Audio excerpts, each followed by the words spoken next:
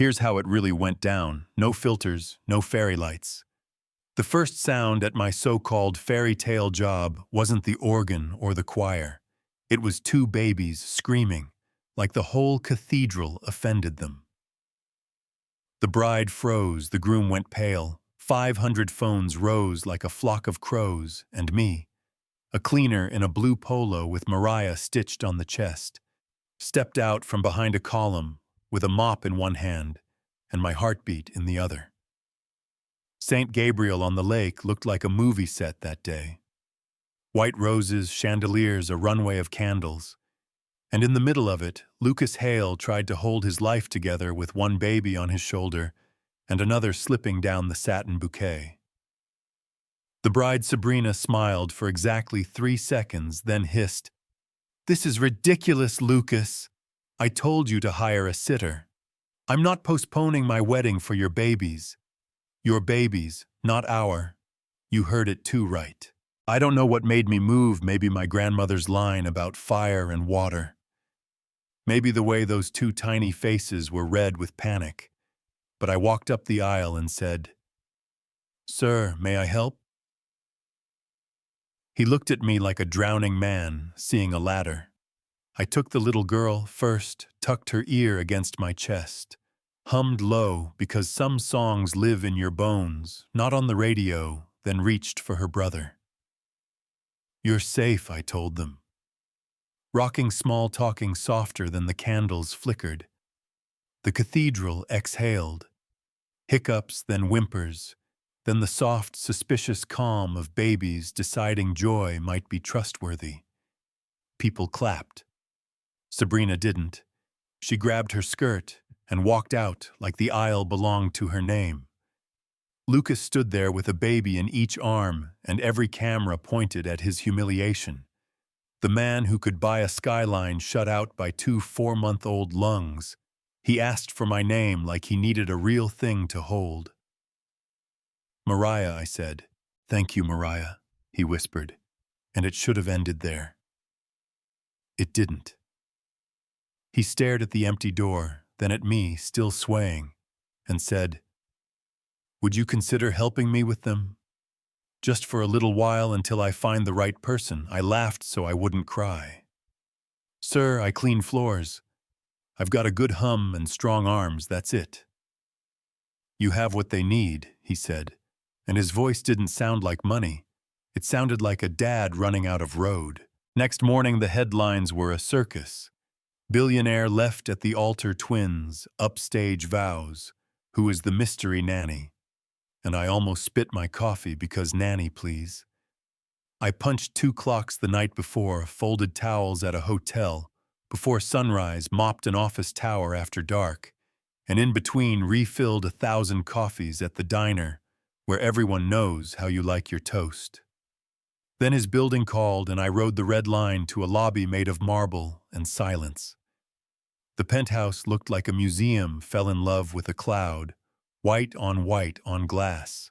But behind the nursery door, I heard the only honest sound in that whole place, soft fussing that said, "We're here, come hold us." They hate quiet. I told him quiet can feel like a trap. He watched while I picked up Lily and let her ear find my heartbeat, while Noah calmed with a bounce and a palm on his belly. "You learn the language fast if you respect that little people are people." "How do you know that?" he asked. "I pay attention," I said. "And I care." We fell into a rhythm. One warms bottles while the other changes diapers. I start a notebook on ounces and naps and which cry means what he starts taking calls at the kitchen island instead of hiding behind a door. By afternoon, the place smelled like milk and baby lotion and relief. He asked if I'd stay. Real salary, real benefits, his company doctor. For my Grandma Evelyn tuition, if I wanted classes. You know what I mean? The part of me that survives by expecting the least wanted to say no, but the part that carries grocery bags for neighbors and teaches toddlers to clap on the beat said yes before my mouth caught up. "People like me use the service entrance," I told him. Not bitter, just true. Then let's open a different door, he said. Yeah, that happened. We softened the penthouse, and it softened us. A cheap Bluetooth speaker in the kitchen, sweet potatoes cooked down like sunlight. Sam Cooke on loop, a journal full of tiny victories. Saturdays at the community center in Bronzeville, we threw a party for Grandma, because Lucas wanted to meet the woman who raised the girl who saved his children. Folks told stories that money can't make up. Ms. Johnson remembering me at 7 hauling groceries up 3 flights, Mr. Morales swearing I babysat half the block. Lucas listened with both hands open like character was the only currency in the room. He told me I was family, said it out loud in front of my family, and that word lit a fuse in my chest. But happiness that forgets to whisper draws heat. His sister Delia and her husband Preston walked in on a Saturday, dressed like a fundraiser, stared at the toys on the floor and the spit-up towel on my shoulder. Is she the nanny? Delia said.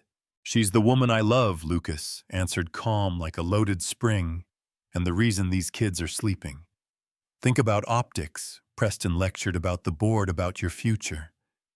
Their future is a home where they're loved, I said, and Delia blinked like the furniture had spoken. The tabloids called it Cinderella, like I was a pumpkin that conned a carriage. The daycare asked me to step back because cameras were outside the gate. The diner cut my hours because customers were uncomfortable. The doorman started saying Miss Brooks like the syllables surprised him every time. I told Lucas maybe we weren't built for the same weather. Maybe I was an umbrella for the storm and a liability in the sun. No, he said, and it landed with the weight of a vow, you are the sun. The board didn't see it that way. 12 people around a polished table slid a stock chart at him like a lab result. Optics have consequences, the chair Gerald Knox said. End the engagement, and we stabilize. Refuse, and we consider new leadership. Lucas came home with that weight in his shoulders and stood over the crib like a man holding on to wood in deep water. Tell me what to do, he said, not because he didn't know, but because when a choice could break everything you love, you want someone to say the truth out loud.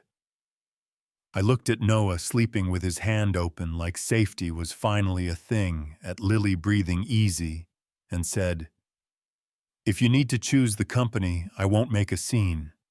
I'll kiss them, pack my bag, go to class, mop floors at midnight, love them from far away.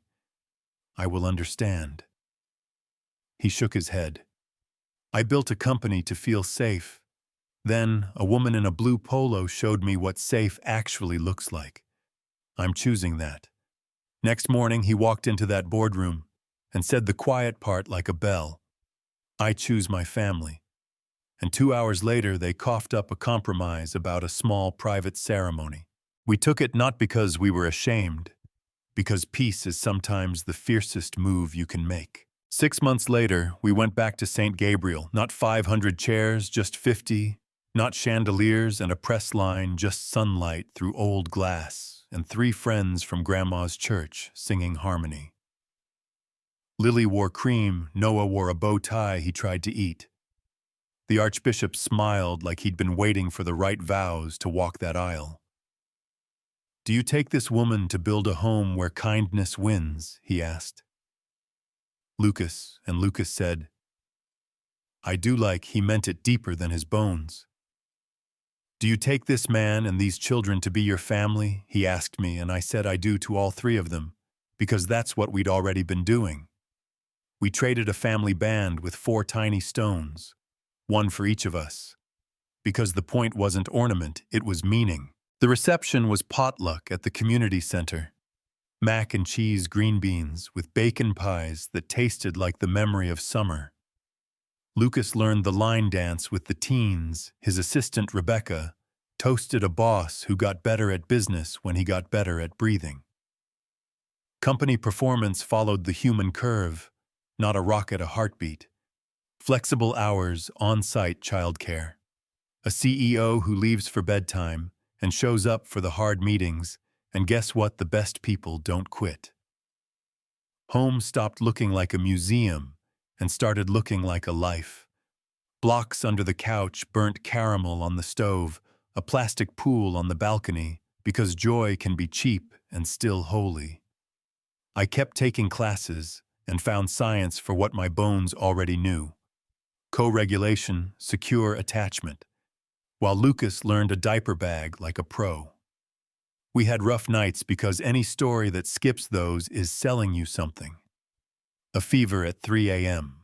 A week where Lily refused solids, a reporter pretending to read a paper by the swings, a country club letter that was polite like a tux and ugly underneath. We kept going. Noah said mama like a clear bell and looked right at me. Not a fluke, a truth. Lily took 3 wobbly steps toward my hands, and Lucas cheered like the Bears had finally remembered how to be the Bears. After bedtime, we stood in the hallway and listened to a house that believes in tomorrow. He said he used to measure success in profits, and now he measures it in that sound. I said I measure it in this mess that we earned, and we laughed, tired and grateful, and kissed like people who know how close they came to not having any of it. And because life doesn't care about finale cards, a week after our first anniversary, an envelope slid under the door. No return address. Legal paper heavy enough to have opinions. A letter from a woman named Renee Park, Noah and Lily's biological mother, saying she'd been sober 18 months working in therapy, no right to our life but a right to try to make amends. Not custody, not money, a meeting.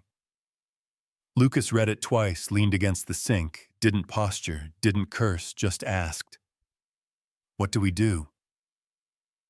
I looked down the hall where glow-in-the-dark stars marked the door, thought about harm and healing, about boundaries that protect, and bridges that can carry a little weight without collapsing. We do what protects them first, I said. Talk to the pediatrician, and the therapist set guardrails. Don't decide from fear or fury. And if it's a trap, we close the door. And if it's real, we figure out how to hold truth and love at the same time. We put the letter in a drawer, checked on the babies, and stood there hand in hand. 2 people who learned the bravest word isn't yes or no, it's together. Tell me this. If it were your home and that letter landed on your counter, what's justice, what's mercy, and where's the line between protecting your family and letting someone prove they've changed? Have you seen a person the world wrote off come back different for better or worse? Drop your take in the comments. Push back if you need to tell me your own story.